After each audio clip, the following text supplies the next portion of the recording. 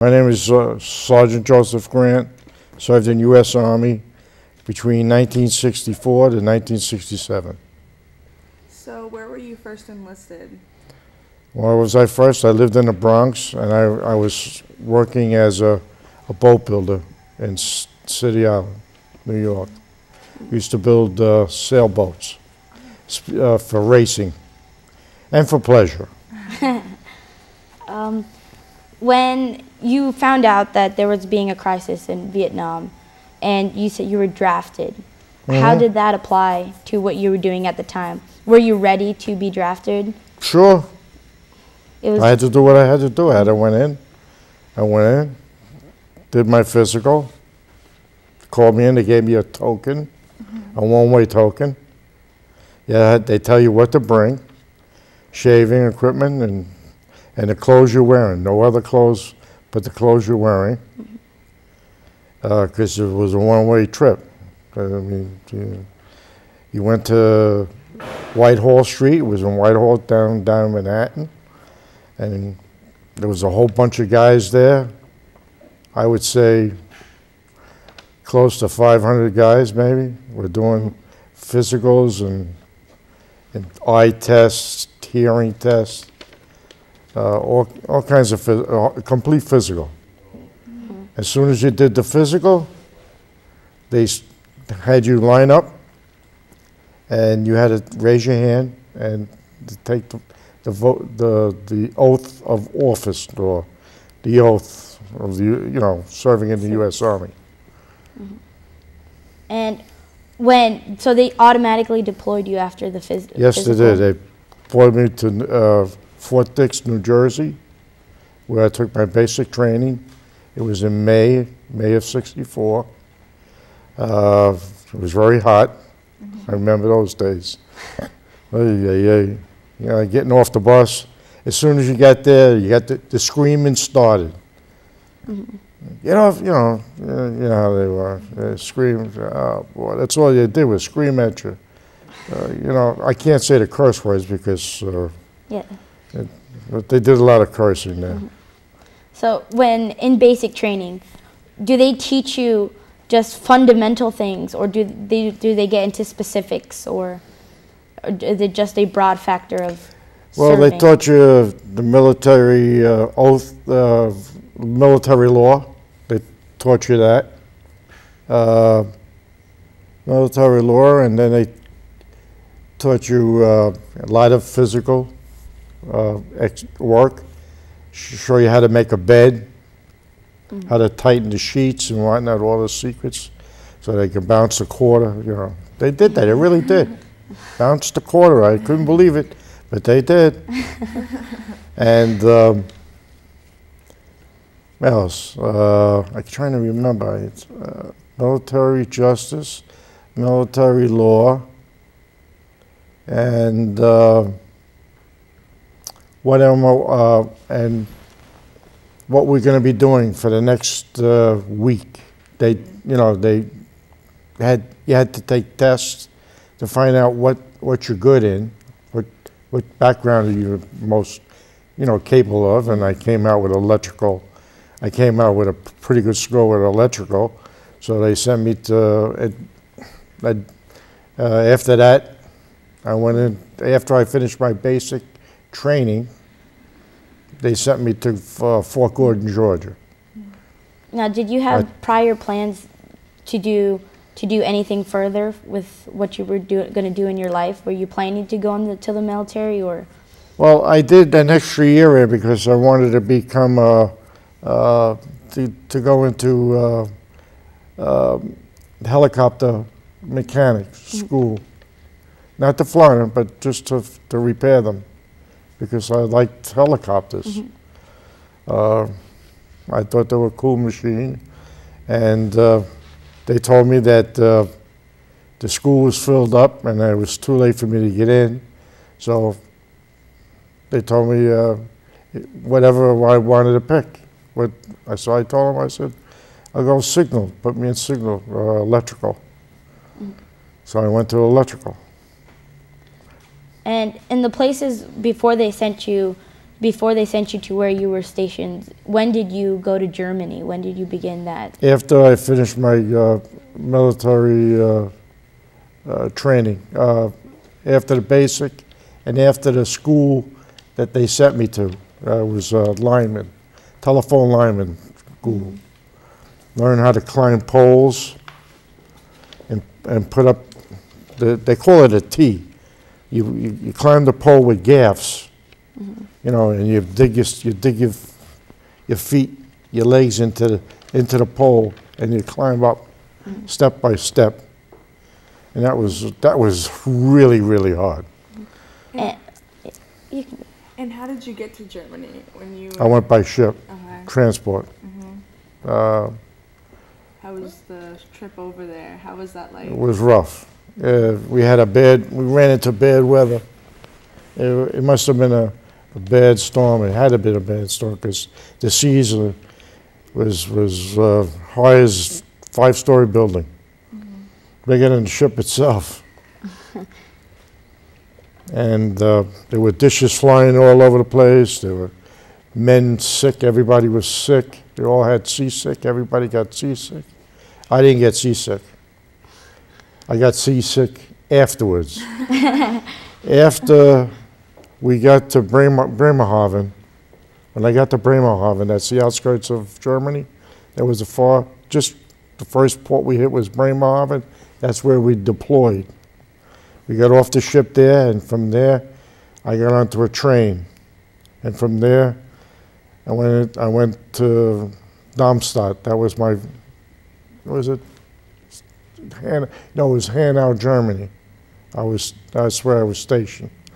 My first station, they picked me up with a truck or a Jeep.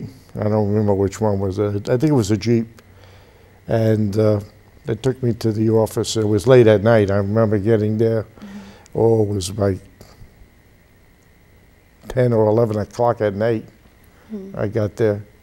And from there, they gave me sheets and pillowcases, made my own bed. And of course, that was history. And then On the ship when you went, was everything military based on the ship, or did it all begin once you got off? No, they did a lot of exercising, on the ship. Watched, during the day we did exercises, just lounged around, went to libraries, went to see movies. They had movies on board. They had other sports. I don't remember what they had. I know I went to a lot of movies at that time. Saw a lot of movies. And during that period, it was so bad. The weather was really, I mean, the ship was just rocking us back and forth. And like I said, everybody was getting sick. And I was getting sick looking at them. Until we got to a calm, after the weather had passed us by, it was over that following day. It was calm water, it was beautiful. I got seasick. Believe it or not, I got seasick. I don't know why I got seasick. Everybody else is better, but me, I got seasick. How long was it, the way?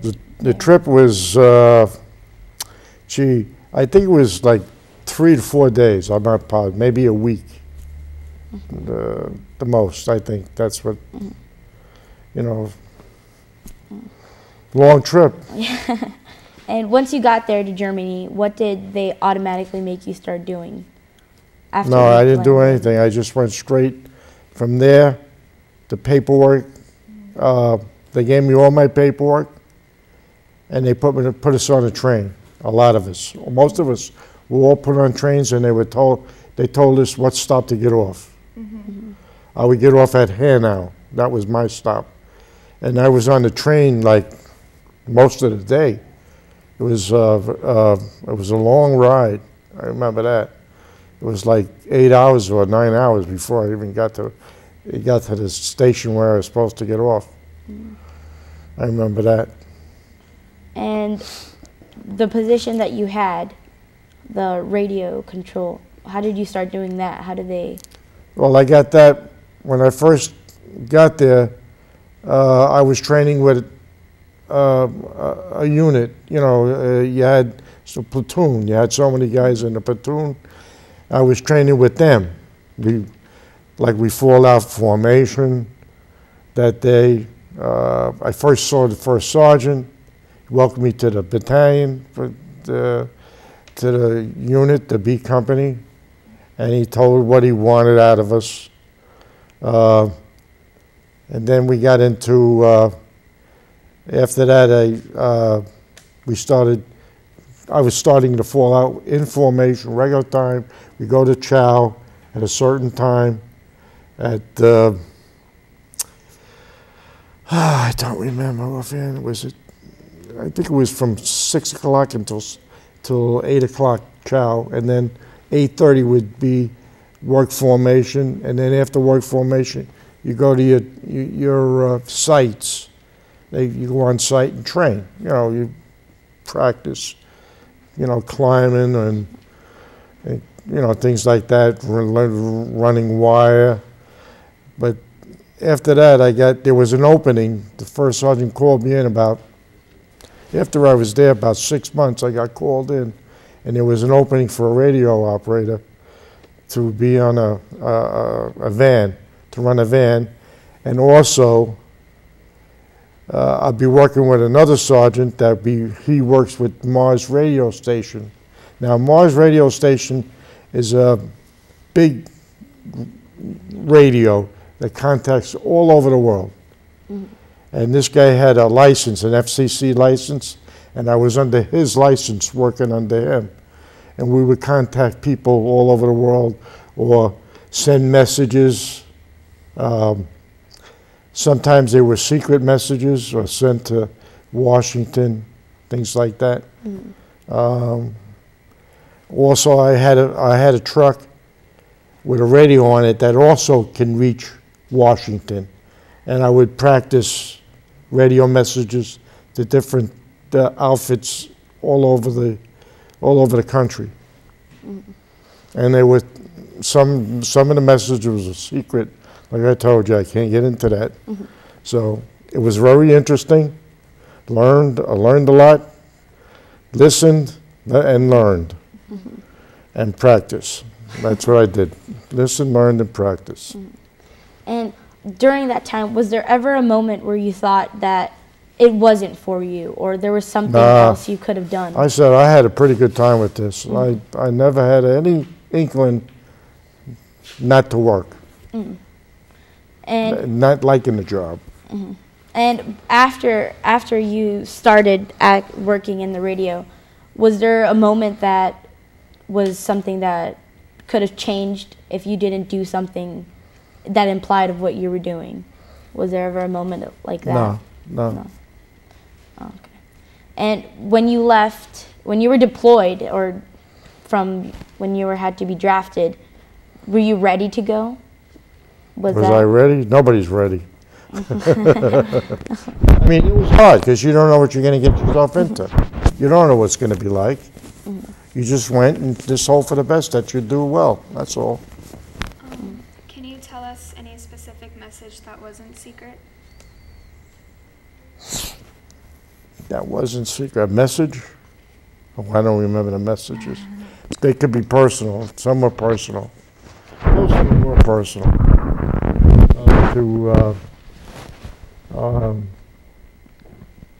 Most of them were sent to generals, actually, colonels, generals, majors, with different messages. Mm-hmm.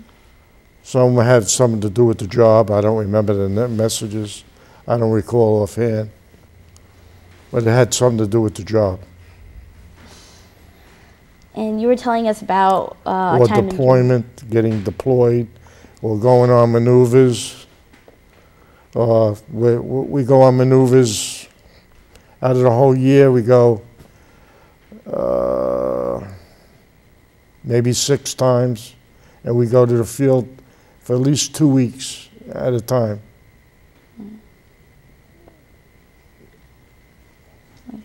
Well, you said while you were in Germany there was an incident where you had to. Oh, the fire. Yeah, the fire. Yeah, I will never forget that one. That's when I was working one night, and it was just about daybreak. It was just, sun was just coming up, and I felt this explosion. It shook the truck. I said, what the hell is that? You know, you're saying back in mind, what the, you know, we're in friendly country, I mean, not, you know, but where the hell did the explosion come from? Out of a clear blue sky. So I looked out of my van, and I saw that one of the trucks were on fire. A couple of trucks in a van, a generator truck, a generator, really, whatever. And I grabbed my fire extinguisher.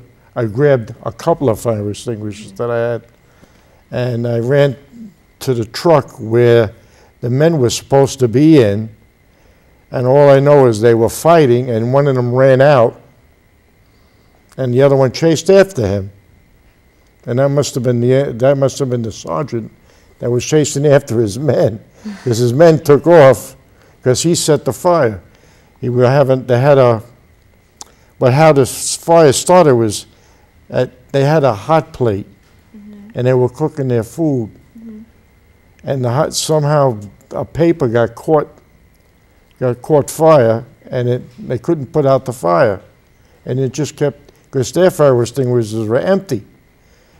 So I came in with other fire extinguishers, but they had ran and left me putting the fire out.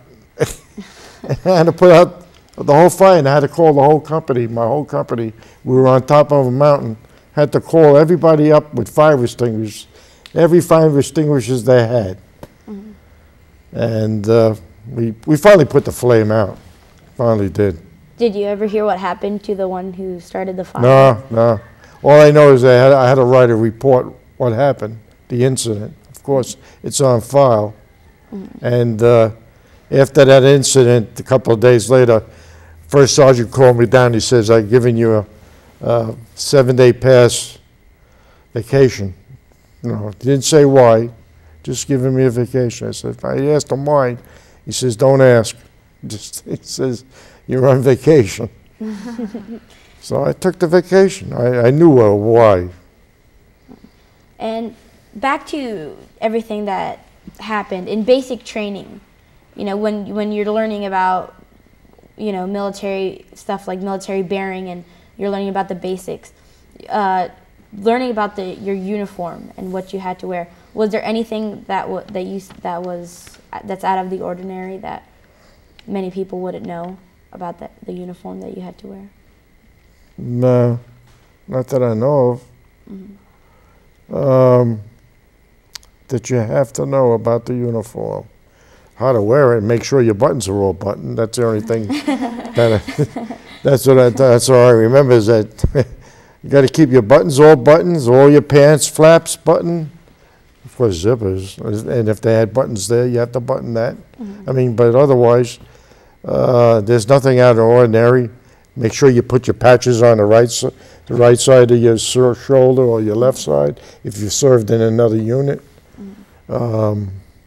Keep creases in it. You got to definitely keep a nice crease down the center. You know, by the center of not the center, but the sides of your chest.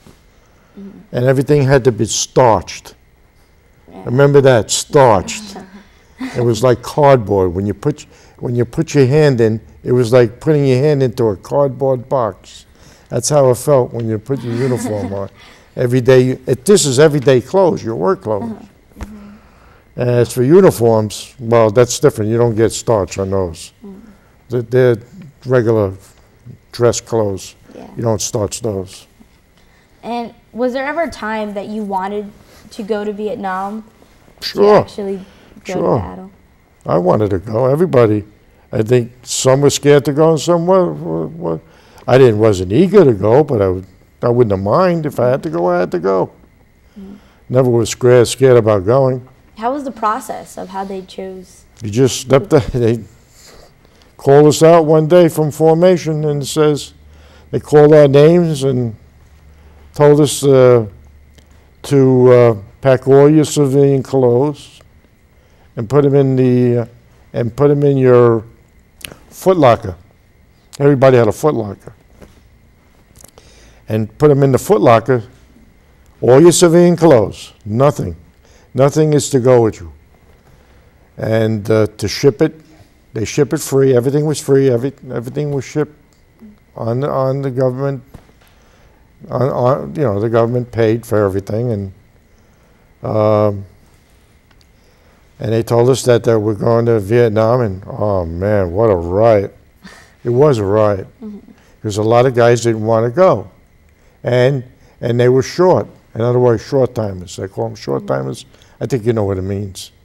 Like It means that you got a short time before you're out of the service. They call them short timers. You get a clipboard, and in a clipboard, they give you all the places you got to visit, like the medical doctors. You have eyes one day, teeth the next day, whatever. When you walked into that service, the first day you're healthy, you got to leave the same way you went in, healthy. And if there was anything wrong with you, they keep you. I had a cyst on my face. I developed it. I don't know why it came, and I had to go see a specialist to either to have it operated on or to leave it. So they told me to leave it, and it was up to me to say yes, lance it or leave it. So I left it. I didn't want to. I wanted to get out so bad. I wanted to get out of there. I wanted to go home. How long did it take for it to go away? I had it operated on it finally. Oh, really? When I got home, I had it operated 2 years ago. And that's a very, very long time I had that. It started to grow inside. And besides that, did you have any other injuries? Yeah, broken hand. How did that? I had a broken hand when I was in the National Guard. I had a trailer hitch. Me and another sergeant, we were doing a favor for the company commander. And we went to get gas, and we had a trailer, a Jeep trailer, hooked onto a deuce and a half. And we had close to 10 cans or 15 cans in the trailer with 5 gallons. Each can held 5 gallons of gas. And what happened is I caught my hand when I went to unhitch the trailer. I got my hand caught in between the trailer hitch and the other hitch, and I got it squashed, so I fractured it. And when you have injuries, And they wanted me to go home, and I told them I wanted to stay. I stayed. This was in maneuver. We were on maneuvers the 2 weeks that, if you go each year, you go 2 weeks out of the year, you go on maneuvers at upstate New York, Fort Hamilton. I think it was Fort Hamilton. Or was it Fort Hamilton? I don't remember the name. It was on the outskirts of New York, between Canada and New York. It was way, way, way, way up there. We did the same thing we did in the regular army. Matter of fact, we even did more. We did more work. And in the National Guard, I found out that we had to do a lot more than I was in the regular army. A lot more work. And I was kind of amazed at.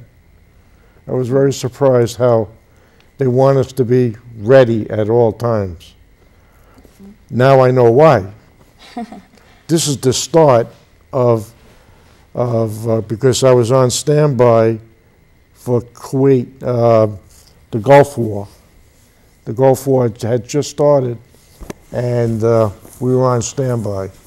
Rather, I was on standby because of my MOF. I almost got drafted there. And whenever you had injuries, was there any awards that you would get for sustaining anything like that? No. It's just an injury, just an accident. That's it. If I got shot, it'd be a different story. Then I get an award. And what other awards did you get besides from not from an injury? Good Conduct Medal, I don't remember all my medals. I don't recall offhand, but I had an NCO. I went to the NCO Academy upstate New York. No, not New York, in Pennsylvania, Indiantown Gap, Pennsylvania. I went there for training, for to the NCO Academy, where you learned all kinds of military laws and whatnot, shooting, stripping a weapon down, and then giving a class about that weapon you stripped down. And you have to strip it down with blindfolded. Really? You have to know that weapon inside and out. That was more than I had to do in regular army. Well, regular army, you strip the weapon down, you don't blindfold you. They make you go fast, real fast. You have to do it real quick. What other weapons did they teach you how to use? I had M60, the Law, that's a rocket, the one on the shoulder. That's the Law. 45, an M60.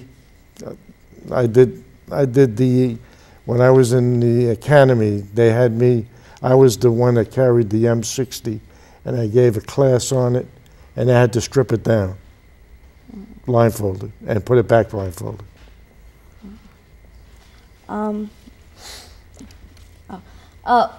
There's times that many people say that when they're in the service, they talk about what they enjoyed and what they didn't enjoy. Was there anything that happened to you that was something that was not disappointing, but something that was unexpected and that you wish would have gone another way?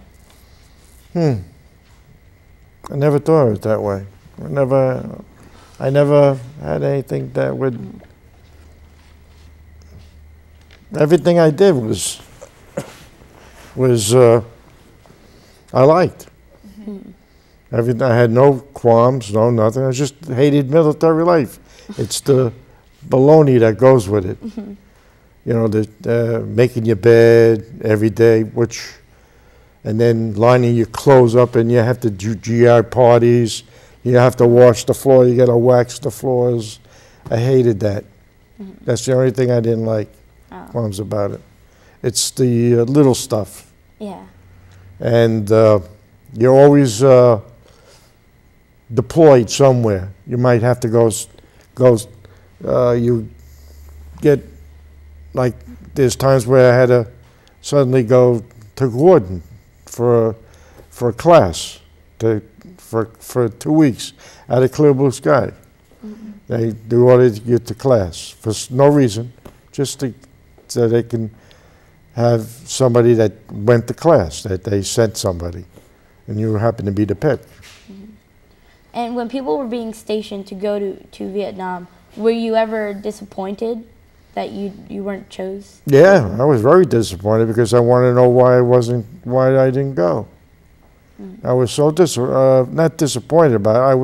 I was a little bit disappointed, but I was kind of wondering why. So, and then I found out why. They told me that I wasn't going because I had to be training the new people that were coming in. I says, why? Well, how come there ain't more than one? Well, they had one guy. He stayed. He did the same thing I did. You know, well, he did a different job. He did a different job than I did. But that's what he did. He trained the other guys. But there were different jobs there. I guess my job was more important because it was a secret. It was a top secret job, and I knew how to work it. Now, did you get any special medals or service awards? I got a couple of awards, but I don't remember what they were. I know I got one award. I think I got one award. Well, the NCO Academy Award, I got that, a medal for that, because I finished it. I completed it. I didn't fail. And there was another one. I don't remember that one. I don't remember offhand how many medals I got. Maybe 4 or 5 medals I got. Or maybe, I don't remember. It's in there. It's in my sheet. But I don't remember the names. I know a few of them. What was when you started out, what rank did they give you? I was private, E1. That's the lowest. Then you go to E2, E3, E4, E5. E5 is sergeant. Then E6 is staff sergeant, and so on and so on. But you start out as a regular private. I think 6 months after you're in, you become PFC, I think. Spec 4, spec specialist. Spec 4 is E4. That would be 12 months or 13 months after you serve. Or I think it's 16 months. Some guys got it early. I got mine early because it came down that I don't know, maybe the first sergeant put it in for me. How was the environment when you got there in Germany? That was very nice. Very nice. Great environment. Didn't know KP because the Germans did all the KP. All we had to do was pay $1 out of money we received each month, and we would give $1. That was a lot of dollars. Don't forget, you got a whole battalion giving dollars, and you pay these guys their wages out of that $1, so we wouldn't have to do KP. And in Germany, did they know? Was there a lot of communication going on about what was going on in Vietnam? Oh yeah. So you always knew about it? Oh, we hear about Stars and Stripes, the newspaper, and we got guys that came from there, and they were all nuts. Oh, we had one guy. He'd wake up in the middle of the night screaming. He would wake everybody up. I could hear him from down. We lived in a building. You have the first and second floors were Army. The third and fourth were Air Force, because we served with the Air Force. We communicate with them too. And we had a couple of guys. I had and then this guy, he would scream, holler in the middle of the night. He'd get up, walk out, he'll disappear. They'll find him in another country. Yeah, he would go to another country. He'd just go everywhere. The guy was a complete nut. The guy he went insane. Then I met an NCO one night. We had to, what do you call it? Like, you'd be up, make sure you had all the guys that came in from their leaves, make sure they come home by 12 o'clock. Bed check, we make bed check, make sure they're in bed. And I remember him, we were talking, nervous guy. Man, he was so nervous. And he talked about it. He talked about how bad it was, so bad. The killings that went on, and oh, God, things that I can't tell you. It was really, really bad. And he would smoke a cigarette one after another, and he would shake. He'd be like this. And I said, man, you want to go to Vietnam? Then you see what it was like. Because we saw guys coming back, how they were. But, everybody's different. I'd seen guys come back and they were normal. They were normal, but who's to say when, after wars, when you see wars that were killings going on, who's to say how you're going to react? So. While you were in Germany, did you pick up on any of their culture? Did I pick up what? Did you learn any of their language or anything? I can't hear you. Did you learn any of their language? Oh yeah, German. German, yes, I did. I picked up pretty good on that. Now I forgot it. I know a little. I know only the couple of words, the good words. That's about it.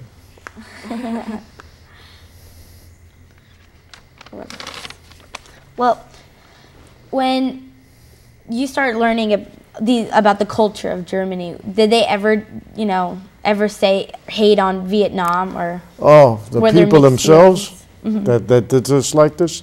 Well, I met a few people that were haters, they didn't like Americans because, I don't know, guys acted funny over there. You know how you get the rednecks there, they go crazy over there.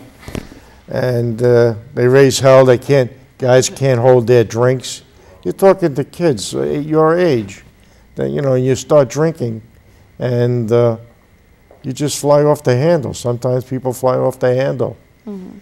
And you got to deal with people that have, they could be mad, or they could be happy, they could be this. And some, you know, and some of the people didn't like that. They, you know, we look a bad example. But I try to show a good example. Mm-hmm. You know, you try to show people that, oh, they're young, they can't hold their liquor and things like that, and that's probably how they were when they were home. They act like that when they act that way when they were home. So don't mind them. I would tell people that don't mind these people. Sometimes they're a little crazy. Because sometimes the Army, you know, like I said, a lot of guys don't like the Army or service. They didn't like the service. Did you have a lot of free time? No. Well, only Saturdays and Sundays if I'm not doing anything. Or if I have no money, I don't go in town. I'm broke. That's the free time. I'll just hit the shoot pool or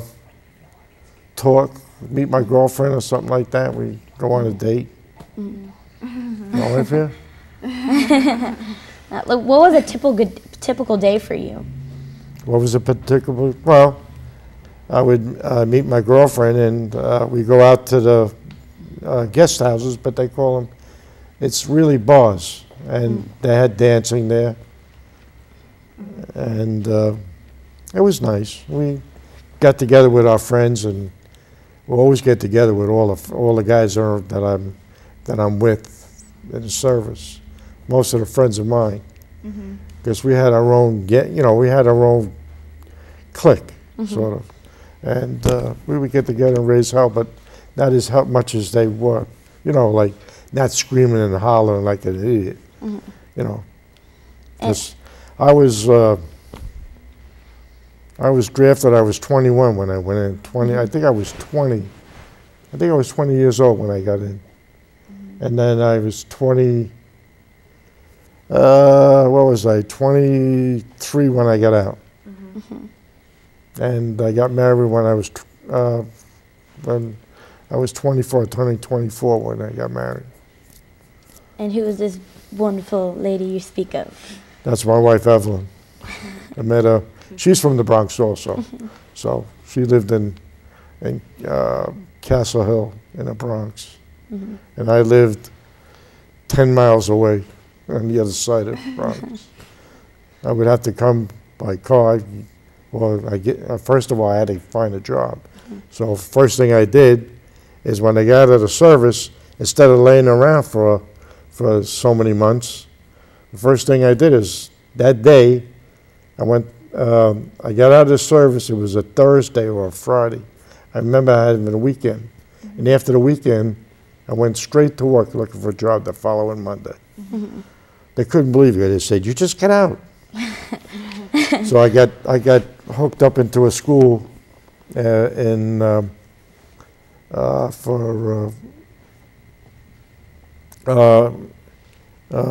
do you call it? Oh, I can't think of the name. Oh, man. IBM. I started the school. School started a couple of days later, so I was a little late. I had to, pick up. So I picked up what I did and got a job with them and stayed with them for about 3 or 4 years, or maybe, or 5. And then I went with my boss. He got an offer he couldn't resist, so he opened up his own company.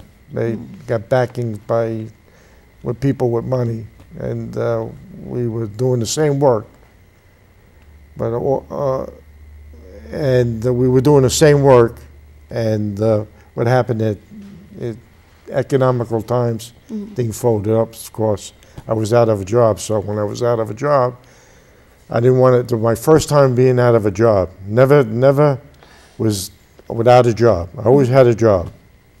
So I went to the city, I put my name in the police department, the fire department, the transit authority, except for garbage. I didn't want to be a garbage man. Because all the electrical background that I had, I don't want to become a garbage man. We'd be wasting my time. So I figured, let me get something there, and the transit authority called me right away. I was working in another job in MetLife. I was fixing their machines. I worked in their service department. They had their own service department. I was fixing typewriters, IBM typewriters, and any IBM equipment they had. I was repairing them. But then transit authority called me, went to the transit authority. Because of the pensions. I had a beautiful pension. You work 20 years and half your pay. Can't beat that. And you get full benefit. And do you have any children? Yes, I do. I have two. My son is an engineer. He has graduated from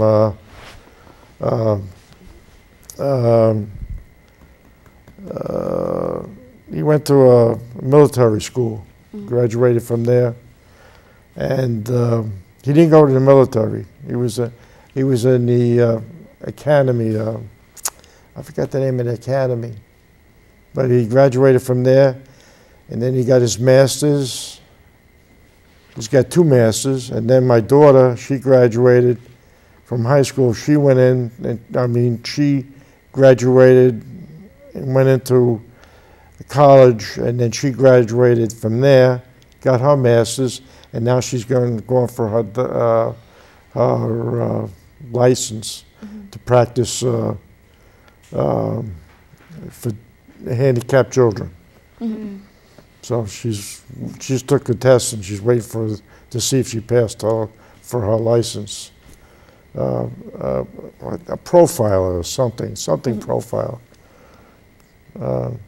That's it.